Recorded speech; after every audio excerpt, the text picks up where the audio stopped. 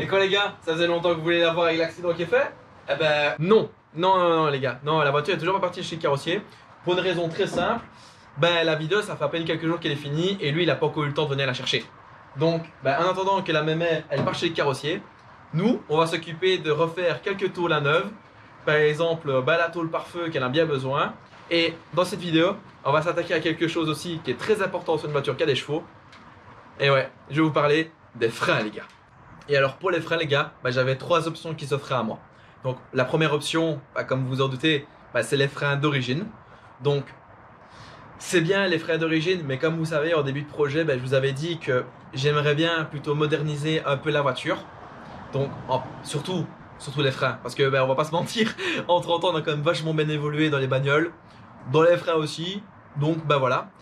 Deuxième option qui s'offrait à moi, vu que j'ai pas choisi la première, bah, c'est les kits gros freins qui sont vendus sur tous les sites de pièces perfo et tout ça. Sauf que pour les R32 GTR, malheureusement, c'est comme la plupart des japonaises, on a le système de tambour à l'arrière pour le frein à main. Et du coup, bah, beaucoup de kits gros freins ne sont faits que pour l'avant. Sauf que moi, bah, mettre des avants, pardon, en gros frein et les arrières en origine, bah, j'étais pas trop fan. Ça veut dire que je gardais quand même des pièces d'origine à l'arrière, alors que je voulais mettre du plus gros frein. Donc, bah, je suis pas parti là-dessus. Surtout qu'en plus, un kit gros frein, c'est vraiment cher. On va pas se mentir là-dessus. Donc, il me restait une troisième option. Et comme vous vous en doutez, bah, c'est sur celle-là que je suis parti. La troisième option, c'était de prendre un kit, enfin, prendre des freins d'une bagnole qui a déjà des gros freins et qui s'adapte à ma voiture. Donc, ben moi je suis parti sur un petit modèle en particulier et il s'agit, voilà, de ceci. Donc là je suis parti sur des freins de Nissan 370Z parce que ben, chez Nissan, même dans les voitures modernes, ils ont continué à garder leur système de tambour à l'arrière pour le frein à main. Et donc ben, je suis parti là-dessus parce que ben, le disque est quand même plus gros qu'une 350. Mais le prix est pas abusé non plus comme une R35 GTR. Hein, un kit frein pour avant-arrière d'R35, on est quand même à 8000 balles. Genre, quand j'ai vu le prix, j'ai eu envie de pleurer bizarrement. Et dans ce troisième choix, j'avais deux options qui s'offraient à moi.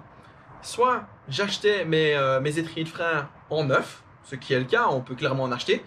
Ou alors je pouvais les acheter en occasion. Et comme vous le voyez bah, sur ceux-ci, parce que bah, ils sont légèrement abîmés, c'est que bah, j'ai acheté mes freins en occasion et je les ai achetés sur le site que je vais vous présenter maintenant et il s'agit d'Ovoco, le nouveau partenaire de cette chaîne. Alors, Ovoco les gars, c'est pas très compliqué, il s'agit d'une plateforme de vente de pièces d'occasion en ligne pour tout type de véhicule. Donc, par exemple, si vous voulez faire la recherche pour ces gros étriers-ci avant et arrière, eh ben, il vous suffit de rentrer la marque, le modèle et l'année de la voiture. Et alors là-dessus, une fois que vous avez fait la recherche, vous allez tomber sur une multitude de filtres pour toutes les pièces qui sont disponibles pour la voiture. Donc ici, il fallait aller dans étrier de frein avant et arrière. Et alors bah là, vous allez tomber sur les étriers comme moi j'ai acheté ici. Parce que Ovoco, en fait, il y a plus de 5000 vendeurs professionnels qui alimentent le site en permanence. Donc en termes de choix, il y a de quoi faire. Et alors, bah pour que ce site soit aussi bien alimenté, c'est parce qu'en fait les pièces sont reprises sur des véhicules qui sont censés aller à la casse et que les pièces en fait sont encore clairement utilisables. Ici moi par exemple j'ai pris les miens parce qu'ils étaient un peu moins chers parce qu'il y avait un coup dedans, mais vu que je comptais les rénover, moi ça me dérangeait absolument pas. Après, Ovoco ne se limite pas à une seule marque ou à un seul modèle de voiture. Par exemple pour ma voiture de tous les jours, je prendrais ma Skoda Scala, je peux clairement chercher après des roues hiver ou je sais pas dire j'ai envie de changer le volant, un volant pour ma voiture parce que ben, Ovoco fournit pour une multitude de marques et de modèles de voitures et des milliers et des millions de pièces. On parle de 17 millions de pièces je crois en ce moment sur le site. Donc vous avez clairement le choix. Et l'avantage de ce système que Ovoco propose, c'est que ben, premièrement, on va pas se mentir les gars, c'est quand même plus écologique que d'acheter les pièces neuves, surtout s'il n'y a pas l'utilité d'acheter les pièces neuves. Par exemple, moi ici, bah, pour le projet, j'avais pas l'utilité d'acheter une pièce neuve, surtout quand j'ai vu les prix. Donc, bah, c'est clairement plus écologique. Au lieu de fabriquer une pièce neuve, ben, on prend une pièce d'occasion qui était clairement utilisable et on peut la monter sur sa voiture pour, en plus, économiser des sous. C'est là-dessus que je voulais en venir. C'est que ça m'a coûté vachement moins cher d'acheter une pièce d'occasion que de reprendre un étrier neuf. Surtout que je vais le repeindre de la couleur que moi j'avais envie. Donc ben voilà, c'est d'autant des économies. Et alors, grâce en plus à Ovoca, ils ont leur politique 14 jours pour être satisfait ou remboursé. Et moi les gars, je suis clairement satisfait. Donc, moi je vous laisse aller y jeter un petit coup d'œil de vos propres yeux avec le lien qui est en description ou celui qui est en commentaire épinglé. Vous avez le choix. Et moi les gars, d'ailleurs, en parlant de rénovation de frein, ben, il est temps de passer sur les biens.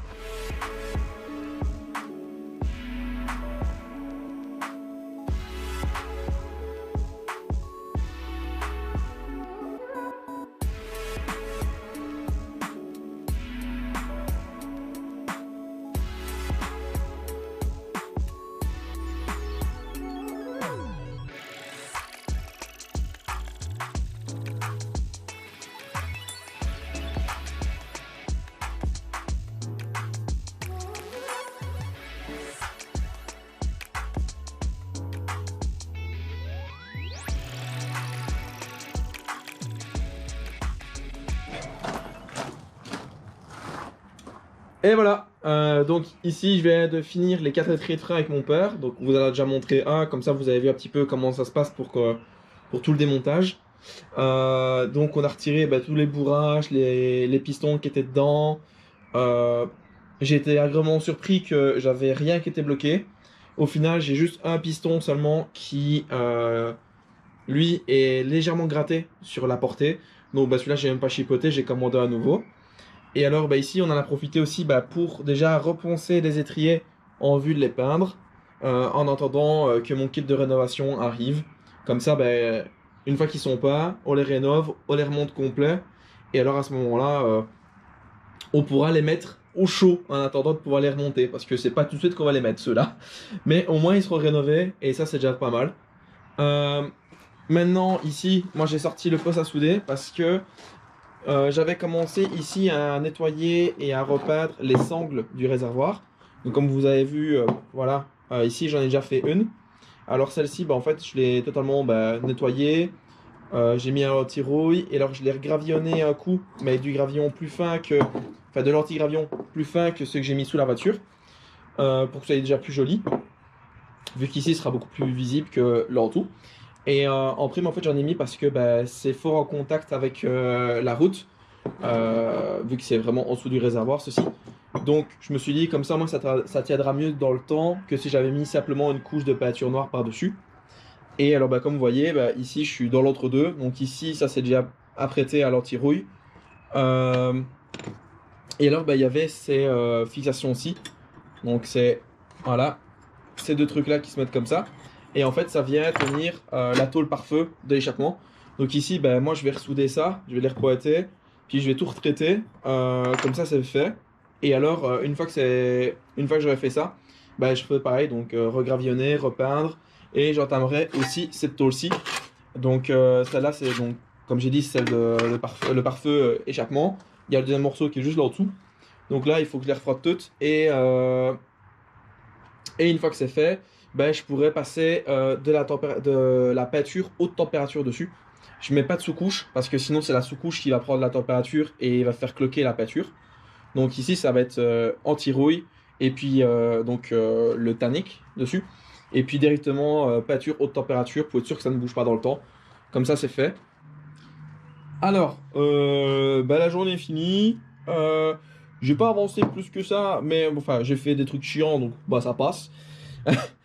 J'ai déjà commencé à goudronner les goupilles pour venir maintenir les sangles. J'en ai profité aussi pour faire les fixations. Comme on voit, cette sangle-là, elle est finie. J'ai remis une couche de noir brillant dessus pour être sûr que ça soit bien fini. J'ai commencé aussi à mettre le gravillon, l'anti-gravillon sur celle-ci. Et alors, elle est ressoudée, parce que du coup, on voit j'ai remis les petits tétons pour mettre la tôle. La tôle, elle est déjà passée à l'anti-rouille. Et alors, j'ai commencé aussi vider un peu tout le branle qu'il y avait dans la Sky. Parce que normalement elle part demain ou le surlendemain. Alors du coup il faut que je lui fasse un peu de propreté parce que vu tout le branle qu'il y avait dedans, déjà je l'ai un peu dépoussiéré aussi. D'ailleurs ça se voit, on voit à travers le pare-brise. Et bah du coup bah demain moi je continuerai sur les sangles, le nettoyage, enfin nettoyage, pseudo-nettoyage de ça et le vidage complet de tout ce qu'il y a dedans. Parce que, bah, il restait du coup toutes les pièces Nissan que j'avais commandées pour mettre un peu plus tard. Il y a toujours des trucs Nismo aussi. Donc tout ça, il faut que je le rentre et que je le range. Donc bah voilà, journée finie. Demain, on continue sur le reste. Ah ouais, ah ouais, ça fait vide quand même. Parce que aujourd'hui, celle-ci, la grosse là, elle part chez le carrossier. Et il était temps. Mais voilà, c'est fait. On l'a sorti, on l'a mis sur le côté. Maintenant, on attend que le carrossier arrive avec le plateau. On la charge. Et j'ai hâte de la voir revenir.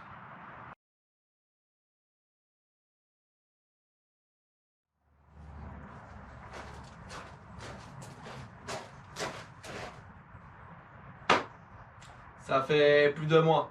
Là, on est le 22 juillet. Et la quai, je crois qu'elle est partie le 5 juin, 6 juin. Je sais plus, je vous mettrai la date de toute façon. Mais bah, elle est toujours pas là. Pourquoi? Ça fait un mois et demi même. Et elle est pas prête encore de revenir parce que le carrossier il est en vacances.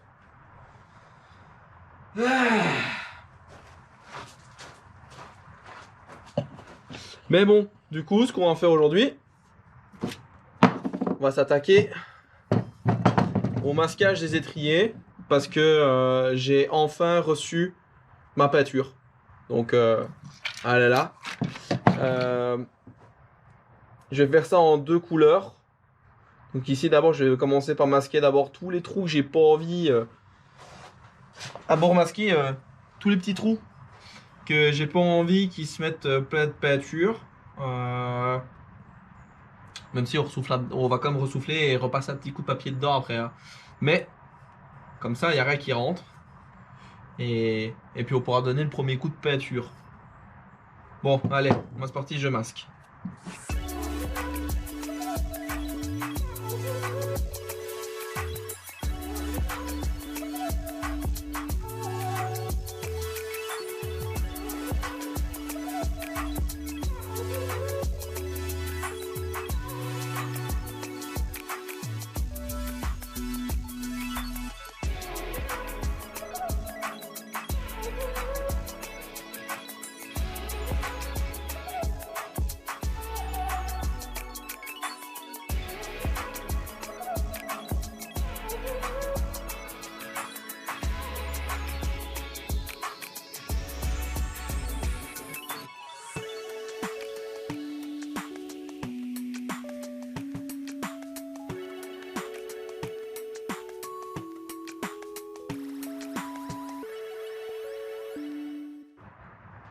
Ce fut long parce que je ne sais pas m'y prendre avec un scalpel et je ne sais pas nettoyer non plus mes portées avant de commencer à mettre du papier collant tellement que je suis con.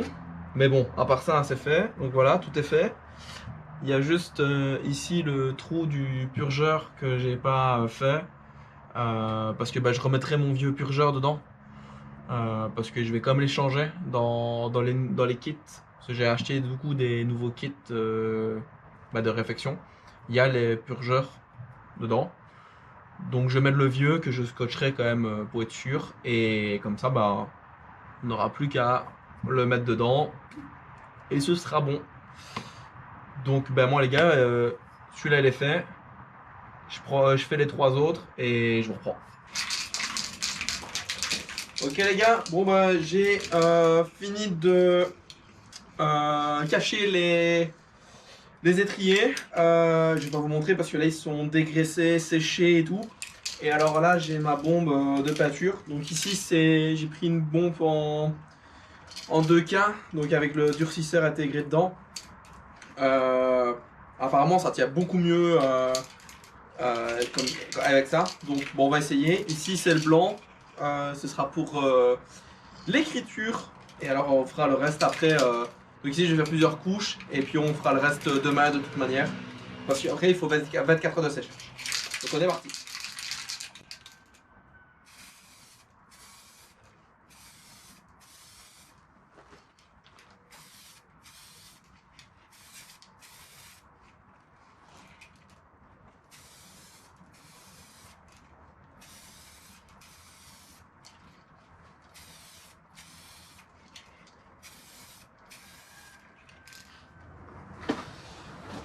Ben voilà les gars, on est le surlendemain et pas le lendemain. J'ai préféré laisser sécher 48 heures la poture. J'ai dit 20 degrés, à 20 degrés il faut 24 heures. Maintenant bah, avec les nuits etc c'est un peu plus compliqué. Mais là bah, tout est bien sec, c'est tout lisse, c'est magnifique. Moi aujourd'hui je vais continuer à faire ceci. Donc je vais d'abord mettre les beaux petits stickers. Les beaux petits stickers que je me suis fait Brembo. Donc je vais avoir l'écriture avec le sigle à l'avant et alors juste le sigle à l'arrière. Pour faire comme un petit peu comme sur la V-Spec, c'est comme ça. Et alors aussi j'ai déjà commencé à faire l'installation pour hop voilà j'ai commencé à me mettre pendre donc les flasques arrière pour les peindre en noir. Donc je vais les peindre en noir et entre chaque couche je m'attaquerai à mettre les autocollants parce que après une fois que je les ai collés il faut que je repasse un petit coup de tampon Jax sur l'entièreté de l'étrier parce que c'est trop lisse, du coup la peinture ne t'aidera pas. Donc il faut, moi je la rends un minimum rugueuse pour que ça accroche. Donc let's go, faut peindre.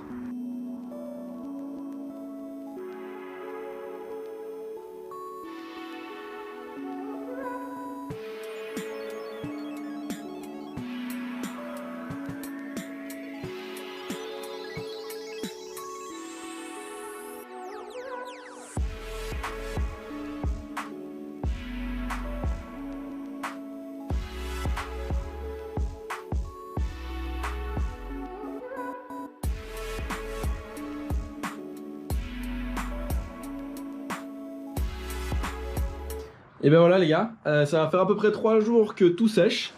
Donc comme vous voyez, ceux-là sont toujours en train de pendre, mais les autres, ils sont déjà là. Alors pour les arrières, j'ai même déjà retiré le sticker que j'avais mis pour voir s'il se décollait facilement, et c'est le cas, donc ça j'adore. Et alors les avants sont là parce que eux, ils étaient encore un petit peu mat quand je les ai retirés, qu'ils étaient secs. Donc j'ai remis une couche encore de peinture par-dessus pour les rendre bien lisses sur le morceau qu'on voit. Donc bah là... petit moment satisfaisant à venir. Allez, c'est parti.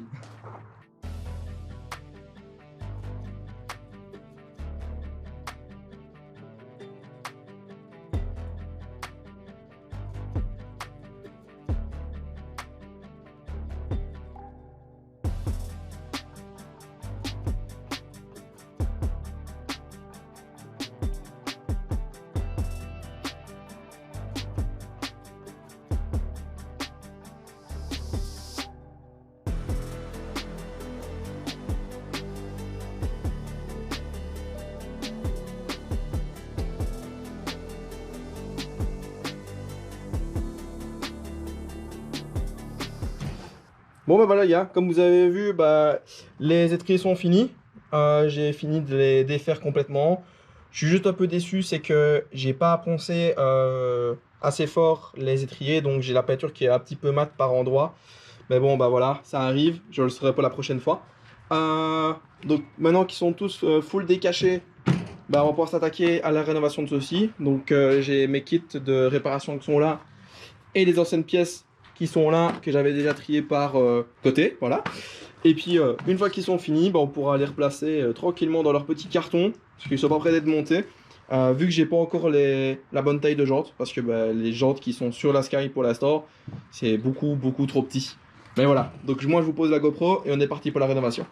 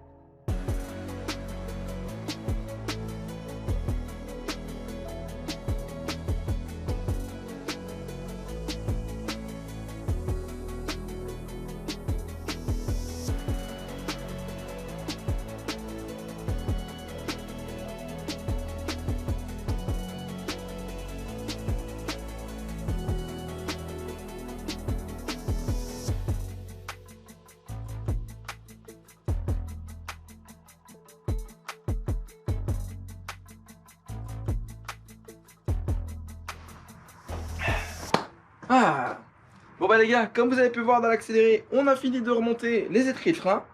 Alors d'ailleurs j'ai remonté les plaquettes d'occasion, hein. On va pas se mentir que je vais pas remettre des plaquettes neuves maintenant, en sachant que la voiture ne va pas utiliser ces plaquettes pendant encore un an et demi, je dirais.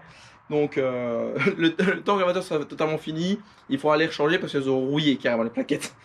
Donc j'ai remis les plaquettes d'occasion. De toute manière, si j'ai utilisé le frein à main plus tard, bah c'est pas compliqué, j'ai le tambour pour ça. Et vu qu'on parle de pièces d'occasion, il est temps que je vous parle du craquage que j'ai fait ce week-end. Celui-là. Aïe, mon épaule. Donc sous cette bâche là, il y a pas mal de nouvelles pièces, mais il y en a une principalement qui fait beaucoup de plaisir à voir. Bon, je l'ai déjà nettoyé parce que j'étais trop impatient.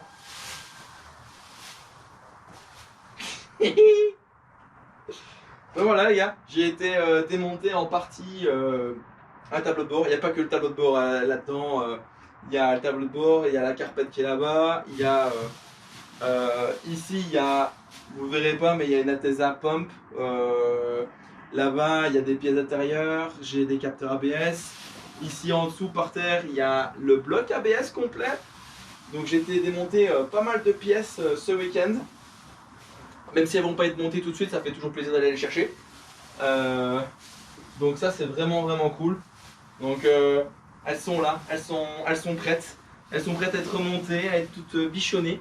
Donc vous me verrez très certainement toutes les nettoyer. Je vous ferai un joli petit accéléré du nettoyage de certaines pièces, pas toutes parce que sinon on va se perdre pendant des heures. Mais voilà. Donc maintenant que les étriers sont faits, ben, on passe à la suite.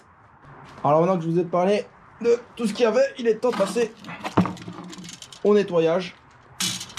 Et alors pour le nettoyage, je vais vous donner un petit truc. Quand vous avez comme ici quelque chose où il y a beaucoup de câblage et éviter de niquer les plastiques avec de l'acétone, les câblages pareil, du thinner, acétone, bref, tous les trucs comme ça. Vous pouvez nettoyer les gars au thinner, au pétrole.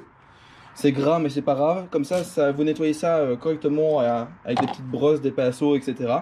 Ici on va pas retirer les durites d'ailleurs, comme ça on va éviter de foutre du pétrole dans le bloc ABS. Et une fois que vous avez tout nettoyé, un petit coup de dégraissant frein dessus, vous séchez avec un vieux chiffon et comme ça vous rattrapez quelque chose de nickel sans forcément tout niquer. Donc voilà, bah nous on va nettoyer ça. Et puis bah, je vous montre le après. Donc, comme ça là vous voyez bien le avant qui est tout puant. Voilà. Et on se retrouve dans 2 secondes quand c'est fini. Ah. Et ben voilà les gars. Donc bah, comme vous le voyez, j'ai continué à travailler un petit peu sur le nettoyage des pièces. Donc avec mon père on a fini de faire tout le bloc ABS. Je mettrai un petit, je vous montrerai ça de plus près avec le après. Parce qu'il est quand même bien lourd. Donc voilà, donc vous voyez comment il est maintenant et comment c'était juste avant. On en a profité, on a refait aussi le master vac de frein. Donc pareil, il était tout rouillé sur le bas parce qu'à mon avis il y avait dû avoir une fuite d'huile. Parce qu'à mon avis ils avaient changé le mètre-cylindre qui était dessus.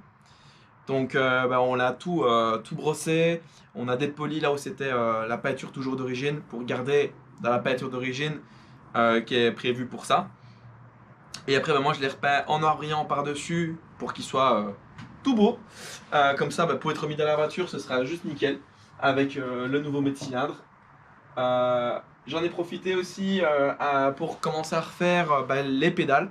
Donc ici, bah, la pédale de frein, bah, pareil, tout le support était rouillé parce que vu que ça se met derrière le tableau de bord, bah, pour les Japonais, en fait, ils ne voyaient pas l'utilité de traiter ça et en fait, ils la mettaient à nu.